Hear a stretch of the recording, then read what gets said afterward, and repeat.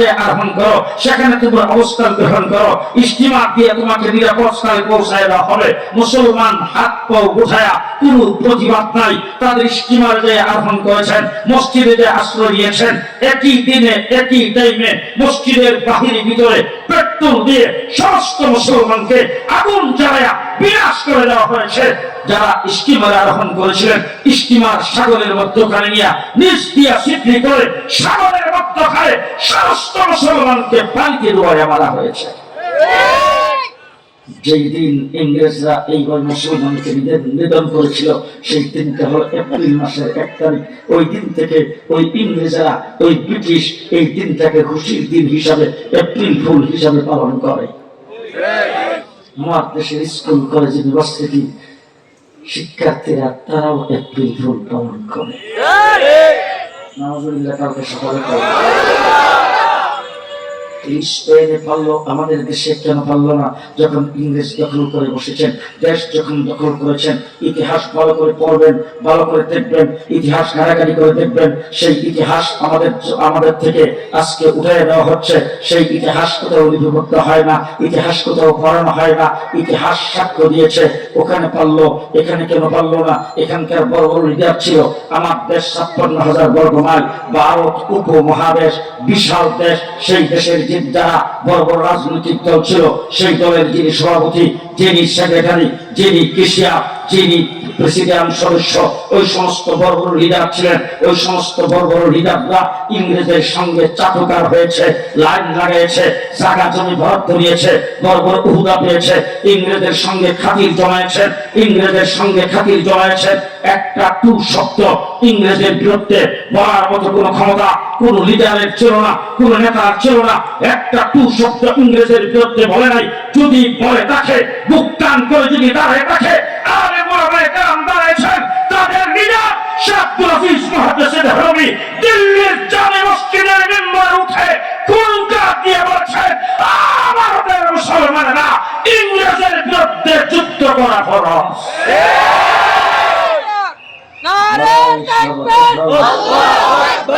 দেশকে স্বাধীন করার জন্য লড়াই সর্বপ্রথম আমরা শুরু করেছি। পরে 200 বছর লড়াই করেছি। বালাকোটের ময়দানে শহীদ আহমদ বেরলভী রহমতুল্লাহ আলাইহি, শাহ ইসমাইল শহীদ রহমতুল্লাহ আলাইহি, হযরত শাহ আব্দুল আজিজ মুহাদ্দিস দেহলভী রহমতুল্লাহ আলাইহি ভাতিজা শাহ ইসমাইল শহীদ রহমতুল্লাহ আলাইহি, শাহ আব্দুল আজিজ মুহাদ্দিস দেহলভী রহমতুল্লাহ আলাইহি ছাত্র সৈয়দ আহমদ বেরলভী রহমতুল্লাহ আলাইহি বালাকোটের ময়দানে শাহাদাত বরণ করেছেন। টিপু সুলতান শাহাদাত বরণ করেছেন। সিরাজউদ্দৌলা শাহাদাত বরণ করেছেন। 1957 সালে শামিলির যুদ্ধ হয়েছে।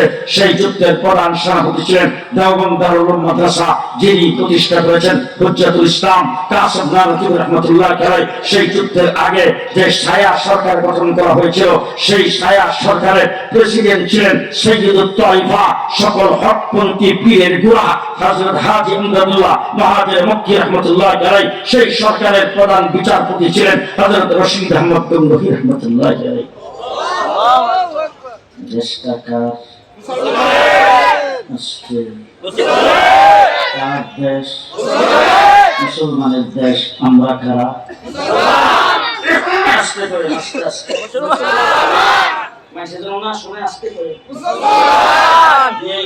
চেয়ারে বসে জনাব তোরা বলেন আমরা কারা?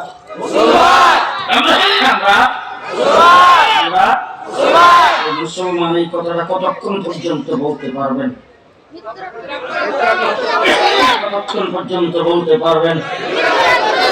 আমরা কিন্তু বিভিন্ন জায়গায় ওয়াজ করি, আমাদের দেশের বড় বড় হুজুররা, বড় বড় বক্তারা ওয়াজ করে, এই দেশ শাহজালালের দেশ, এই দেশ শাহপরানের দেশ, এই দেশ হাফিজ হুজুরের দেশ, এই দেশ খানজাহান আলীর দেশ, এই দেশ শামসুল ফরিদপুরের দেশ। হাজার হাজার আল্লাহর ওলি এদেশের মাটির নিচে শুয়ে আছেন। এরকম বক্তৃতা কিন্তু আমরা অনেকেই দেই।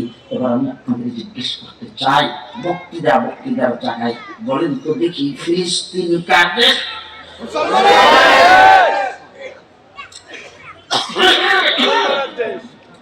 ফিলিস্তিন কার দেশ? মুসলমানের দেশ, নবীদের দেশ, নবীদের দেশ, নবীদের দেশ। আজকে কার দেশ? মাওলানা কামালউদ্দিন সাহেবকে জিজ্ঞেস করে দেখেন, কমপক্ষে 70,000 নবীর জন্মভূমি ফিলিস্তিন। হাজার হাজার নবী ফিলিস্তিনের মাটিতে শুয়ে আছেন। আজকে 70 বছর তাদের উপর নির্যাতন চলছে। তাদের পাশে মুসলিম দেশ আছে না? আরব জাহান তাদের পাশে না? তারপরও তাদের উপর 70 বছর যাবত নির্যাতন চলছে। আজকে মুসলমানদের মা বোন নিরাপদ নয়, ছোট ছোট বাচ্চা পর্যন্ত নিরাপদ নয়, কুলের শিশু পর্যন্ত নিহত হচ্ছে, শহীদ হচ্ছে, বর্বর আচরণ তাদের সাথে করা হচ্ছে 70 বছর পর্যন্ত। ও মুসলমান, বললে হয়তো আপনারা কি মনে করবেন জানি না, কে কি মনে করবে জানি না, আমরা কিন্তু পার্শ্ববর্তী দেশগুলি, আমাদের পাশে কিন্তু 3 দিক। তাদের দ্বারা বেষ্টনী, যারা গরু জবাই করতে দেয় না, যারা কুরবানি করতে দেয় না, যারা গরুর গোশত বিক্রি করতে দেয় না, যারা গুজরাটের মুসলমানদেরকে কুচকাটা করে আগুন দিয়ে পুরায় মারে, যারা কাশ্মীরের মুসলমানদের উপর নির্যাতন করে, বাবরি মসজিদকে ভেঙে মাটির সাথে মিশিয়ে দিয়ে যারা রাম মন্দির নির্মাণ করেছে। এই জন্য জিজ্ঞেস করেছে, মুসলমান কতক্ষণ থাকতে পারবে?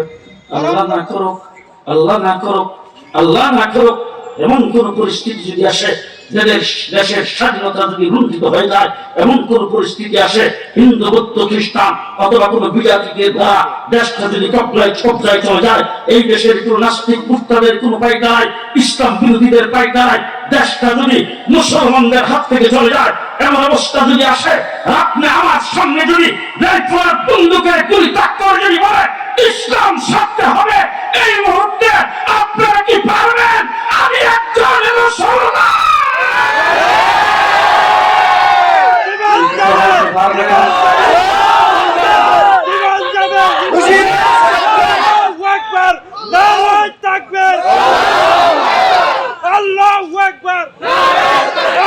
আজকে আমি আপনাদের কাছে জানতে চাই, এই কথা কি বলতে পারবেন?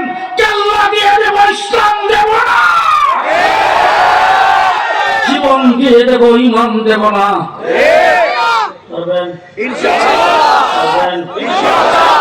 আমরা কোন নবীর উম্মত? হযরত মুসা আলাইহিস সালামের উম্মতদেরকে মুসা আলাইহিস সালাম বলেছেন, ও উম্মতরা, ফিরআউনের সাথে যুদ্ধ করা লাগবে। সকলে ডাক দিয়ে বলে, ও মুসা, যদি যুদ্ধ করা লাগে আপনার আল্লাহ করেন। আমরা কোন নবীর উম্মত? কোন নবীর উম্মত? একটা ঘটনা বলবো। আমার নবী 13টা বছর পর্যন্ত নির্যাতিত হয়েছে। এত নির্যাতন কোন নবী মুখ করে নাই। রাসূল বলছেন, সমস্ত নবীর উপর যত নির্যাতন হয়েছে, সমস্ত নবীর নির্যাতন এক কাতারে যদি এক জায়গায় যদি করা হয়, আমার তাইফের জমিনে যে নির্যাতন আমার উপর হয়েছে তার সমান হবে না। মুহাম্মদুর রাসূলুল্লাহ সাল্লাল্লাহু আলাইহি ওয়াসাল্লাম 13টা বছর পর্যন্ত নির্যাতিত হয়েছেন মক্কায়।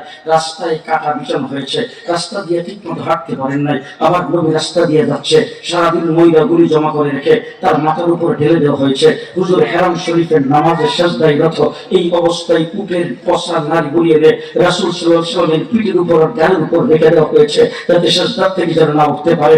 আমার নবীকে সওয়াবে আবি তালিবের ভিতরে 4 বছর পর্যন্ত বন্দী করে রাখা হয়েছে, সেখানে খানা পিনা যাইতে দেওয়া হয়নি। গাছের পাতা খেয়ে জীবন যাপন করেছেন। হুজুর তাইফের জমিনে পাথরের বৃষ্টির মতো আঘাত খেয়েছেন, ক্ষত বিক্ষত হয়েছেন। তাই উহুদের লড়াইয়ে প্রাণদান শহীদ করেছেন। হযরতে বেলালকে বুকের উপর পাথর চাপা দিয়ে রাখা হয়েছে, উত্তপ্ত বালির মধ্যে তাকে শেষরানো হয়েছে। হাব্বা খুবাইব জীবন দিয়েছেন।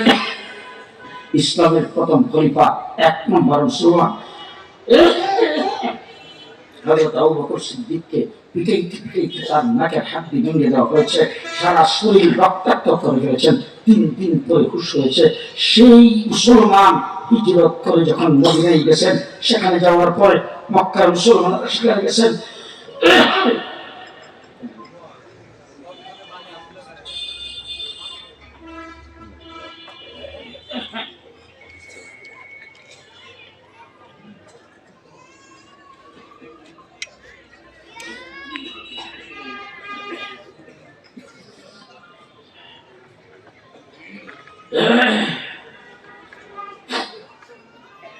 মক্কা থেকে মুসলমানরা যারা গিয়েছিলেন তারা মুহাজির, যারা ছিলেন সেখানে তারা আনসার। মুহাম্মদ রাসূলুল্লাহ সাল্লাল্লাহু আলাইহি ওয়াসাল্লাম মুহাজির মুসলমানদেরকে আনসারদের সাথে ভাই বন্দী করে একজন আরেকজনের ভাই বানায় তাদের ঘরে রুজিন দিতে শুরু করলেন, জাকির দিতে শুরু করলেন। এইবার মুসলমানরা সেখানে আসে, মক্কা থেকে যারা গিয়েছেন তাদের বউ বাচ্চা মক্কায়, তাদের উপর নির্যাতন চলছে, তাদের সহায় সম্পত্তি মক্কা থেকে কিছু নিতে পারে, তারা সম্পূর্ণ নিঃস্ব। সেই জায়গার মধ্যে গিয়েছেন, এক বেলা খাইলে আরেক বেলা খেতে পারে না। মুসলমান রমজান শরীফের মাস, শেষ রাত্রে বেলা সেহরি ভালো করে খেতে পারে না, ভালো করে ইফতার করতে পারে না। এই সময় আবু জেহেল এসে মদিনাবাসী মদিনায় আক্রমণ করার জন্য আসছে। আয়েশা ডাক দিছে, খেলা হবে। আমার রাসূল আকাশের দিকে তাকিয়ে আল্লাহকে ডাক দিয়ে বলেন, আল্লাহ মদিনাতে আসছি, সেখানে আবু জেহেল 1000-এর বাহিনী আসছে। আয়েশা মদিনাবাসীকে ডাক দিয়েছেন, খেলা হবে। এখন আসছে আক্রমণ করার জন্য। আল্লাহ রাব্বুল আলামিন ডাক দিয়ে বলেন, 13টা বছর পর্যন্ত প্রতিবাদ প্রতিরোধ কিছুই করতে পারো নাই, আজকে আর ছেড়ে দেওয়া যাবে না, প্রতিরোধ করে তুলতে হবে। নবী মুহাম্মদ রাসূলুল্লাহ সাল্লাল্লাহু আলাইহি ওয়াসাল্লামের সামনে সাহাবায়ে কেরামের সামনে ডাক দিয়ে বলছেন, আবু জেহেল 1000-এর বাহিনী নিয়ে আসছে, তোমাদের যা কিছু আছে তাই নিয়ে আবু জেহেলকে প্রতিহত করতে হবে, প্রতিরোধ করতে হবে, লড়াইয়ের ময়দানে নামতে হবে। মুসলমান সব জমা হয়ে গেছে রাসূলের সামনে। রাসূল চুপ করে বসে আছেন, সাহাবায়ে কেরাম চুপ করে বসে আছেন। ওরা বুঝাইতে চাচ্ছেন তোমাদের পক্ষ থেকে কি আওয়াজ আসে, তোমরা এখন কি করতে পারো, কি করবা। সাহাবায়ে কেরাম উঠছেন, ডাক দিয়ে বলছেন, তো আল্লাহর হাবিব মুসা আলাইহিস সালামের উম্মত মুসা আলাইহিস সালামকে বলছেন, তুমি যদি যুদ্ধ করা লাগে তুমি আর তোমার আল্লাহ করো, আমরা নাই। আমরা আপনার সামনে পরিষ্কার ভাষায় বলে দিলাম, আমাদের ছোট বড় সকলে মিলে আমরা যুদ্ধ করতে থাকবো, লড়াই করবো। মুসা আলাইহিস সালামের উম্মতের মতো এই কথা বলবো না। আমাদের দেহের ভিতরে যতক্ষণ প্রাণ থাকবে ডাইনে বামে সামনে পেছনে লড়াই করতেই থাকবো। আমরা সেই মুসলমান, আমরা সেই মুসলমান।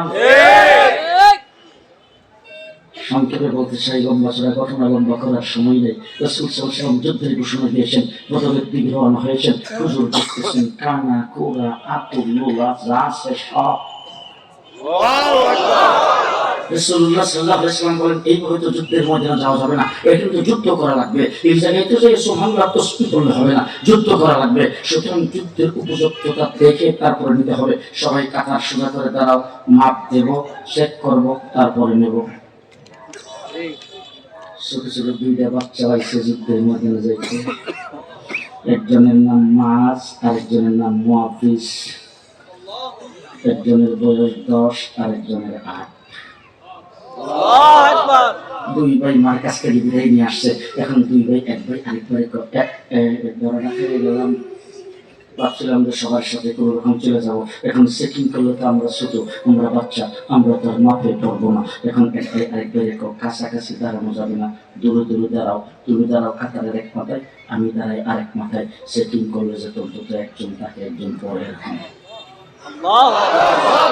বড় ভাই দাঁড়াইছে আগে, ছোট ভাই দাঁড়াইছে পরে। রাসূল চেকিং করতে শুরু করেছেন। হুজুর চেক করতে করতে সামনে এসে দেখে 10 বছরের একটা বাচ্চা। এত জোরে আল্লাহু আকবার বলে মানুষ শুনতে পাচ্ছে। গড়গড় করে দাঁড়াইছে। রাসূল জিজ্ঞেস করছেন, বাবা এইভাবে কেন দাঁড়াইছো? বাবা তোমার বাবা কি দুনিয়াতে আছে? বলে না হুজুর, তোমার বৃদ্ধ মা ঘরে আছে। বলে হ্যাঁ, তাহলে তোমার বাবা নয়, তুমি তোমার মায়ের খেদমত করো, জিহাদের সব পাইবা। বাচ্চারা ডাক দিয়ে বলে, হুজুর আমরা গেছি মার কাছে, যাই দেখি মা ঘরের ভিতরে বসে একবারে চার হয়ে কাঁদতেছে, মার গাল বেয়ে বেয়ে চোখের পানি ঝরতেছে। মাকে জিজ্ঞেস করলাম, মা কেন কাঁদো? মা ডাক দিয়ে বলে, বাবা আজকে যদি তোর বাবা দুনিয়াতে জীবিত থাকতো, আল্লাহর নবী বদর প্রান্তে যুদ্ধ করার জন্য যাবে আবু জেহেলের বিরুদ্ধে, আমি তোর বাবাকে যুদ্ধের ময়দানে পাঠিয়ে হাসরের ময়দানে মুজাহিদের স্ত্রী হিসেবে উঠতে পারতাম। আজকে তোরা যদি নওজোয়ান হইতে, তাইলে তোদেরকে যুদ্ধের ময়দানে পাঠিয়ে আমি তো হাসরের ময়দানে মুজাহিদের মা হিসেবে উঠতে পারতাম। তোরাও তো নওজোয়ান না, তোর বাবাও দুনিয়াতে জীবিত নাই, এখন যুদ্ধে আমি কাকে পাঠাবো? এই জন্য আমার বুক ফাটা কান্না আসতেছে। হুজুর মার চোখের পানিগুলি মুছে আমরা মার কাছ থেকে বিদায় নিয়ে এসেছি। রাসূল বলেন, তোমার মা তোমাকে যুদ্ধে যাওয়ার কথা বলেছে? বলে জি হুজুর। বলে ঠিক আছে, তুমি চলো। হুজুর চেক করতে করতে সামনের দিকে যায়, দেখে 8 বছরের তার ছোট ভাই সেও দাঁড়ানো। রাসূল ডাক দিয়ে বলেন, বাবা তুমি ছোট, তুমি যুদ্ধের ময়দানে যাইতে পারবা না। এই বাচ্চাটাকে হুজুর ওই আমার ভাই, ভাইকে অনুমতি দিয়েছেন। আমরা 2 ভাই একসাথে মার কাছ থেকে বিদায় নিয়ে এসেছি। আল্লাহ নবী বলে, তুমি দেখতেও ছোট দেখা যায়, আর তোমার ভাই তো তোমার থেকে 2 বছরের বয়স বেশি, শরীর স্বাস্থ্য একটু ভালো, তার গায়ে একটু শক্তিও বেশি, সে যাইতে পারবে, তুমি যাইতে পারবা না। ছোট বাচ্চাকে ডাক দিয়ে বলে, হুজুর 2 বছরের বয়স বেশি, গায়ে একটু শক্তি বেশি, এই হওয়ার কারণে যদি আমার বড় ভাই যুদ্ধে যাইতে পারে আর আমি যদি না যাইতে পারি, হুজুর আমার একটা প্রস্তাব একটু গ্রহণ করবেন কিনা? বলে, কি প্রস্তাব? হুজুর বড় ভাইয়ের সাথে আমার একটু কুস্তি লড়ান, যদি কুস্তি লড়ে বড় ভাইকে হারাইতে পারি আপনি আমাকে দিবেন কিনা বলেন। রাসূলুল্লাহ সাল্লাল্লাহু আলাইহি ওয়াসাল্লাম বলেন, তুমি তোমার বড় ভাইকে কুস্তি লড়ে হারাইতে পারবে? বলে, যদি পারি। রাসূল বলেন, ঠিক আছে আসলে কি। দুজনকে একসাথে খেলা করছে। ছোট ভাই বড় ভাইয়ের চোখে চোখে তাকায়া চোখের ইশারায় ভাইকে বলতেছে, ভাই শোনো, তুমি গায়ে শক্তি বেশি, 2 বছরের বয়স তোমার বেশি, আসলে তো তোমার গায়ে শক্তি বেশি, তুমি যদি আমার শক্ত করে ধরো আমি তোমার সাথে পারবো না, তুমি নরম হাতে আমাকে ধরবে, আর আমি শক্ত করে ধরে ধাক্কা দেওয়া মাত্রই তুমি নিচে পড়ে যাবে। চুক্তিপত্র হয়ে গেছে। 2 জন, ছোট ভাই বড় ভাইকে ধরছে, বড় ভাই ছোট ভাইকে ধরছে। প্রথম ধাক্কা দিয়ে এই বড় ভাইকে নিচে ফেলে দিয়া লাফ দিয়া দাঁড়ায়, হুজুর বলেন দিবেন কিনা? আল্লাহ নবী সাল্লাল্লাহু আলাইহি ওয়াসাল্লাম বলে, চলো। রাসূলুল্লাহ সাল্লাল্লাহু আলাইহি ওয়াসাল্লাম অনুমতি দিয়েছেন। 2 ভাই যুদ্ধের ময়দানে গেছে। 313 জনকে আল্লাহ নবী যুদ্ধের ময়দানে ছেড়ে দিয়ে আল্লাহ দরবার হাত উত্তোলন করে বলেছেন, আল্লাহ 313 জন আমার জিন্দেগির ফসল। এই 313 জন 13টা বছর পর্যন্ত নির্যাতিত হয়, 313 জনকে প্রস্তুত করেছি, 313 জন আমার জিন্দেগির ফসল। আজকে যদি তারা দুনিয়া থেকে চলে যায়, আজকে যদি তারা শেষ হয়ে যায়, আগামী দিনে তোমার নাম নেওয়ার কেউ থাকবে না। গ্রাম বাংলাদেশের ঢাকা পর্যন্ত ইসলাম কিন্তু পৌঁছবে না। আল্লাহ নাজারি করতে শুরু করে দিয়েছেন।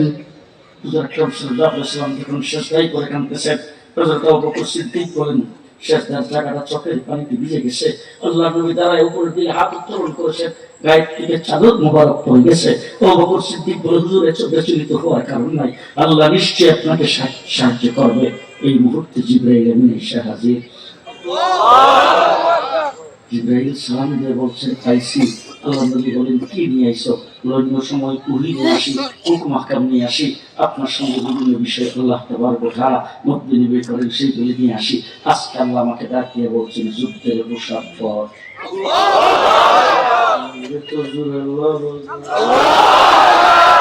যুদ্ধের পোশাক পর। জিবরাইল আমিন বলে, যুদ্ধের পোশাক পরা মানুষের কাম, এটা আমার কাম না। ফেরেশতাদের কাম তো যুদ্ধ করা না, যুদ্ধ করা তো মানুষের কাম।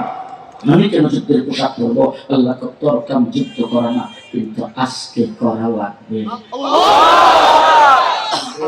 পোশাক পরেছেন, ফেরেশতাদের শক্তিশালী বহর নিয়ে যা। ফেরেশতাদের বহর নিয়ে আসছে। জিবরাইল আমিন বলে, হুজুর 3000 সাথে আছে, আর 5000 ওই ব্রিজের গোড়ায় রেখে দিচ্ছে। রাসূলুল্লাহ সাল্লাল্লাহু আলাইহি ওয়াসাল্লাম জিবরাইল আমিনকে বলছেন, নামো, খেলা হবে। যুদ্ধের ময়দানে জিবরাইল আমিন নামছেন, প্রচন্ড বেগে যুদ্ধ চলছে। এমন সময় একজন সাহাবী ধরে এসে বলতেছে, হুজুর কি এর যুদ্ধ করবো, আমার শুনে ডর করে।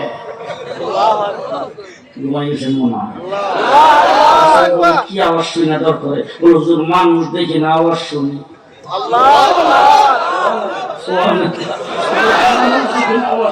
রাসূল জিজ্ঞেস করেছেন, মানুষ দেখেন আওয়াজ শুনো, কি আওয়াজ শোনো? বলে, হুজুর আওয়াজ শুনতেছি বিশাল বড় গর্জন। আতিল আতিল আতিল, আগে মারো আগে মারো আগে মারো।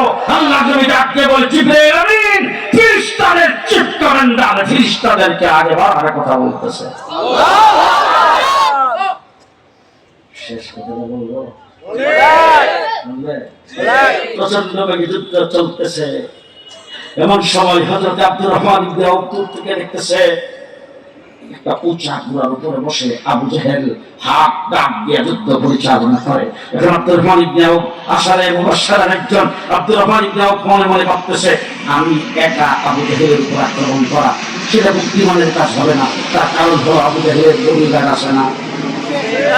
বডিগার্ডটাকে আমাকে ছেড়ে দিবে? সুতরাং তার বডিগার্ড আছে, এই জন্য আমি একা আক্রমণ করা ঠিক হবে না। দেখি তাই এভাবে তাকায়া কিছু শক্তিশালী মুজাহিদ যদি আমার পাশে পাই, তাহলে তাদেরকে নিয়ে একত্রিত হইয়া আবু জাহেলের উপর আক্রমণ করার পরিকল্পনা করব। খালি তাই নিবামে তাকাইছে, এমন সময় দূর দিয়ে ছোট দুইটা বাচ্চা সামনে এসে দাঁড়াইছে। দাঁড়াইয়া চোখের দিকে তাকায় একটা চাচা, আবু জাহেল সাহেবের চিনেন?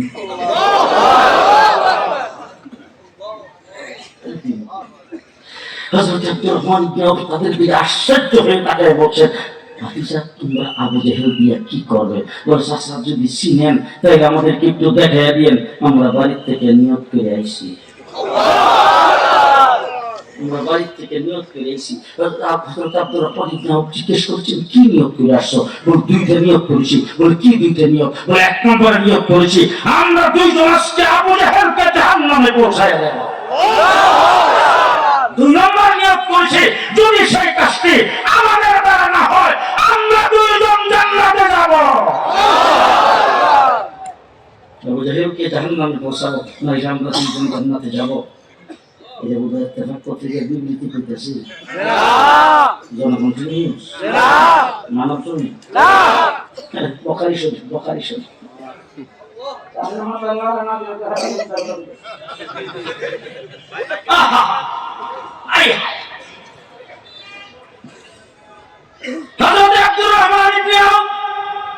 আঙ্গুলের ইশারায় দেখাচ্ছেন, ওই যে দেখা যায় এইটাই আবু জাহেল। দেখাইতে দেরি হয়েছে, ছোট দুইটা বাচ্চা বাস পাখির মতো আক্রমণ করতে দেরি হয় নাই। মারবো কোন এখন এই যে ছোট বাচ্চা তো নিচে আবু জাহেল উষা গুলোর উপর বসা, তার গর্দান উষা আছে ওই যে তলোয়ার দিয়া।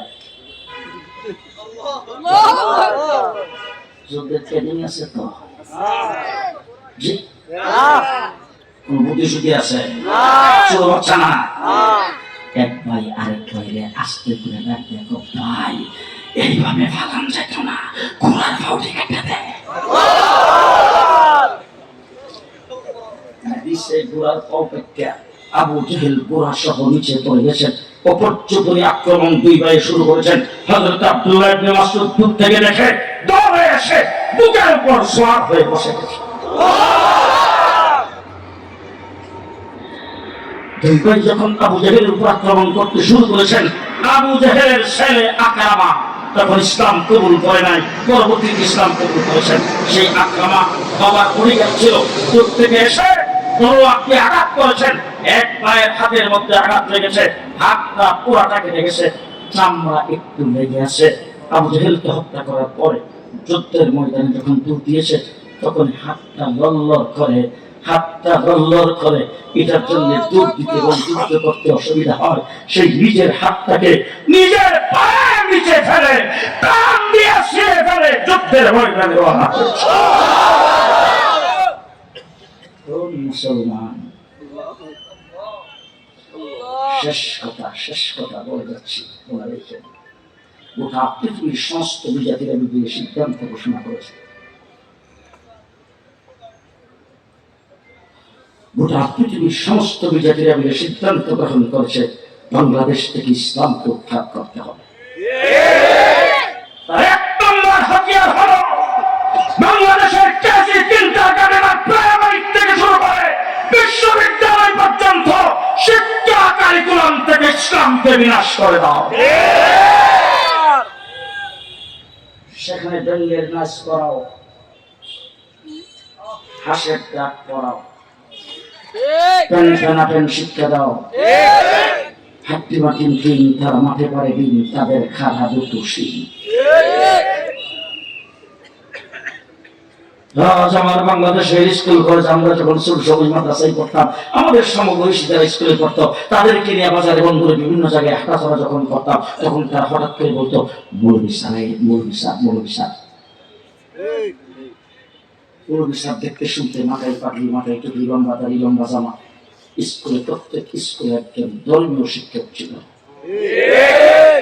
আজকে বাংলাদেশের কোন স্কুলে ধর্মীয় কোন শিক্ষক নাই, পরীক্ষাও নেই। আছে আমার বাংলাদেশের উঠতি বয়সের সেই মেয়েদেরকে অবাধ যৌন শিক্ষা দেওয়া হচ্ছে। আজকে আমার 92% মুসলমানের দেশের সন্তানদেরকে সমকামিতার শ্রীবাস শিক্ষা দেওয়া হচ্ছে। শরীফ নামের ব্যক্তি হয়ে গেছে শরীফা। কিভাবে? সে মহিলাদের সাথে মিশতে ভালোবাসে, মহিলাদের সঙ্গে তার সঙ্গ দিতে ভালোবাসে। এখন যদি পুরুষ হইয়া মহিলাদের সঙ্গে বেশি মিলামিশা করে তাহলে প্রেজেন্টের আওতায় পড়ে। এখন তার নামের সামনে একটি আকার লাগিয়ে দেয়া হয়ে গেছেন শরীফা। আমি আজকে থেকে মহিলা। পুরুষ হিসেবে জন্মগ্রহণ করে কেউ যদি নিজেকে মেয়ে দাবি করে আর মেয়েদের সঙ্গে মেয়ের মতো চলাফেরা করে, তাকে কেউ বাধা দিতে পারবে না, এটা তার অধিকার।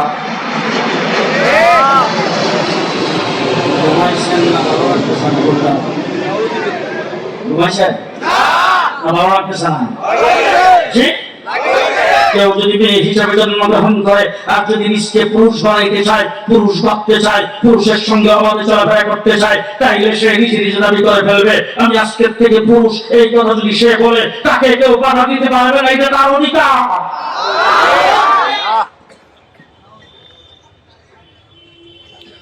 শরীফ নামের ব্যক্তিটি শরীফা হয়ে গেল। সেই সিলেবাসটা পড়াইতে অস্বীকার করেছেন ব্রাক নামের ব্রাক বিশ্ববিদ্যালয়ের একজন প্রফেসর। তাকে সেই বিশ্ববিদ্যালয় থেকে বহিষ্কার করা হয়েছে। পরিষ্কার ভাষায় বলতে চাই, বাংলাদেশের কলেজ ইউনিভার্সিটি যারা পড়ে তারা আমার মুসলমান নয়, তাদের অন্তর থেকে ইসলামকে মিটিয়ে দেবে, বিজাতিদের শিক্ষা প্রদান করে ঢুকানো হবে, তা হইতে দেওয়া হবে না।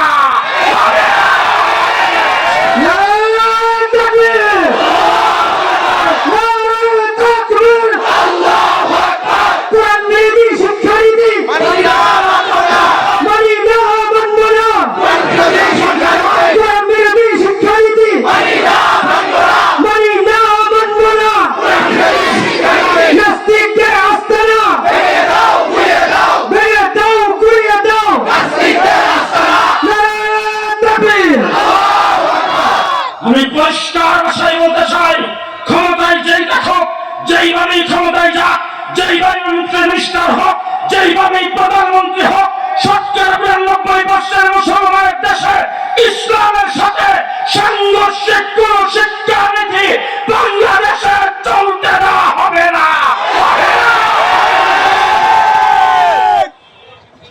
বাংলাদেশের কেজি কিন্ডারগার্টেন প্রাইমারি থেকে শুরু করে বিশ্ববিদ্যালয় পর্যন্ত ইসলামী শিক্ষা বাধ্যতামূলক করতে হবে। রাজি থাকলে হাত উত্তোলন করে দেখান।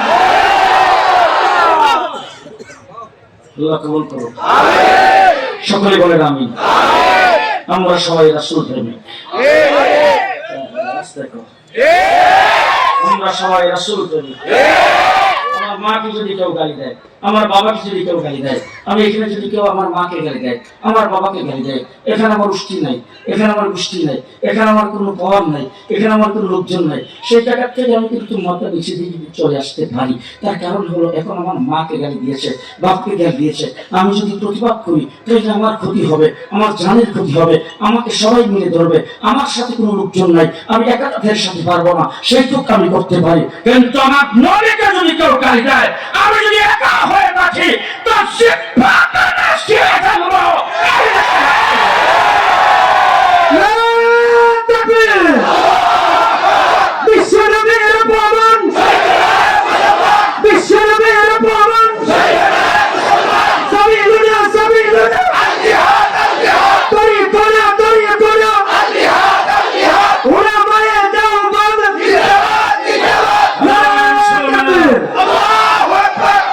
বর্তমানে আসমানের নিচে জমিনের উপরে আমার নবীর সবচাইতে বড় দুশমন তথাকথিত আহমদিয়া মুসলিম জামাত কাদিয়ানী সম্প্রদায়। সংক্ষেপে বলতে চাই, গত বছর তারা পঞ্চগড়ে আহমদনগর নাম দিয়ে একটা এলাকা তারা দখল করে নিয়েছে। সেখানে তারা কাদিয়ানীদের ইজতেমা করতে চেয়েছিলেন, মুসলমানরা সেখানে প্রতিরোধ করে তুলেছেন, তাদের উপর পাখির মতো গুলি করে তাদেরকে হত্যা করা হয়েছে, কিন্তু সমাবেশ বন্ধ হয়েছে। এবছর আবার সমাবেশ করার ফাইদারা শুরু করেছেন সেই কাদিয়ানী সম্প্রদায়।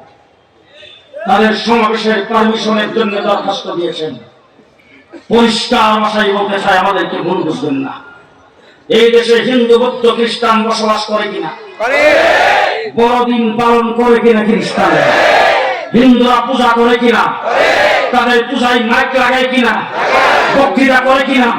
হিন্দু, বৌদ্ধ, খ্রিস্টান ঐক্য পরিষদ সংগঠন চলে কিনা? তারা এই দেশের চেয়ারম্যান মেম্বার ইলেকশন করতে পারে? উপজেলা নির্বাচন, এমপি নির্বাচন, এদেশে তো কোনো হিন্দু কোনোদিন এমপি হয় নাই, কোন হিন্দু তো সচিব হয় নাই, প্রধান বিচারপতি দেশের প্রধান বিচারপতি হিন্দু হয় নাই, এদেশের সুরঞ্জিত সেন গুপ্ত মন্ত্রী হয় নাই। আসতে পারেন হয়েছে? পরিষ্কার ভাষায় বলতে চাই, হিন্দু, বৌদ্ধ, খ্রিস্টান বাংলাদেশের নাগরিক সুবিধা করবে, তারা তাদের পূজা পালন করবে, তারা তাদের সমাবেশ করবে, মন্ত্রী, মিনিস্টার, এমপি সবকিছু হবে, তাদেরকে আমরা বাধা দেই না, বাধা দেব না। তার কারণ হলো সাম্প্রদায়িক সম্প্রীতি আমাদের দেশে আছে, আমরা মিলে চলে চলি।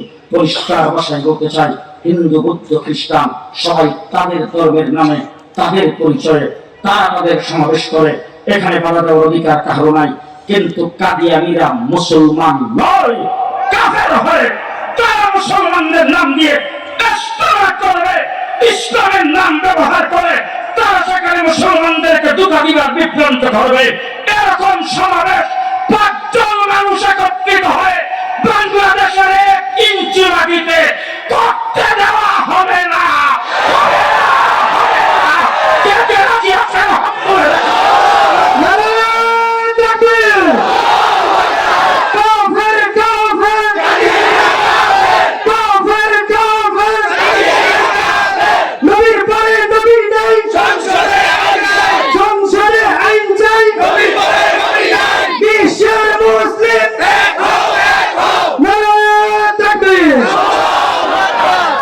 মুসলমান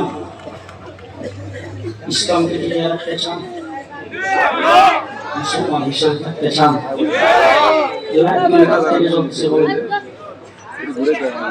লাইটের গোড়া কোথায়? Power house. উনি তো আপনাদের সামনে কথাই বলবে, তোমরা ঠিক কে বলছেন, এরপর আবার উনার দিকে তাকায় থাকতে হবে আমার সারা, আমার গোড়া পাইছে। এই লাইটগুলি প্রত্যেকে কানেকশন কোথায়? Power house. পাওয়ার হাউস ঠিক থাকলে লাইট, পাওয়ার হাউস ঠিক নাই। হ্যাঁ, এখন যদি বাংলাদেশে আপনারা যারা আছেন, আপনারা সবাই মিলে যদি স্লোগান দেন, ৩০ লক্ষ শহীদের বিনিময়ে অর্জিত বাংলাদেশ, রক্ত দিয়ে যে দেশ স্বাধীন করেছি, এই দেশের কারেন্ট আমরা ব্যবহার করব, বিল দেব কারে রে। পরের দিন থেকে পাওয়ার হাউস থাকবো তো লাইট জ্বলবো না? Connection not connection. ঠিক ইসলামের দ্বীনের পাওয়ার হাউস মাদ্রাসা। মাদ্রাসাকেও বিল দিয়ে সচল রাখতে হবে, মাদ্রাসা বন্ধ হয়ে গেলে দ্বীনের লাইটও জ্বলবে না। হযরত মাওলানা মুফতি কামালউদ্দিন সাহেব বাড়ি কিন্তু আমাদের পাশে দিয়া বাড়ি।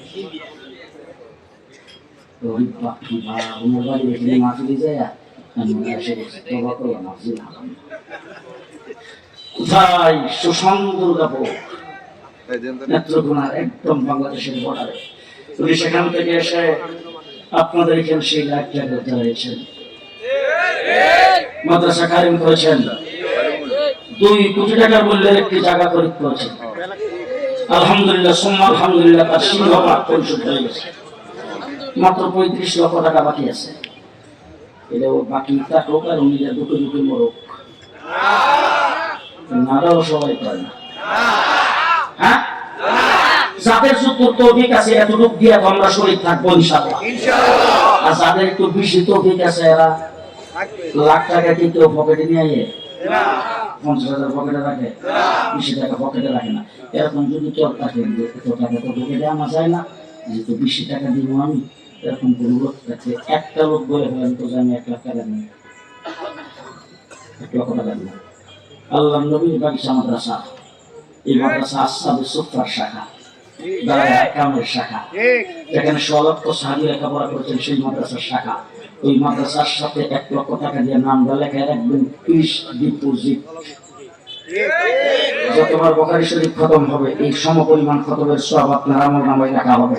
আসলে মধ্যে আমলনামাটা দিকে তো ইয়া আল্লাহ বুখারী আমি জীবন দেখছিও না, 30 টাকা করে দিয়ে ভাই মাদ্রাসায় দান করছিল, ওখানে বসে বুখারী শরীফ পড়ছে, সমপরিমাণ সওয়াব তোর আমলনামায় লেখা হয়েছে। একজন লোক একজন মৌলানা সাগর হোসেন রাজি কিন্তু আজকাল ফেস করছে, পিছনে পিছনে আছে।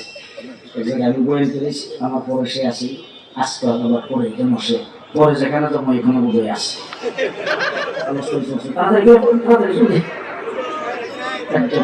দেখি দেখি কারা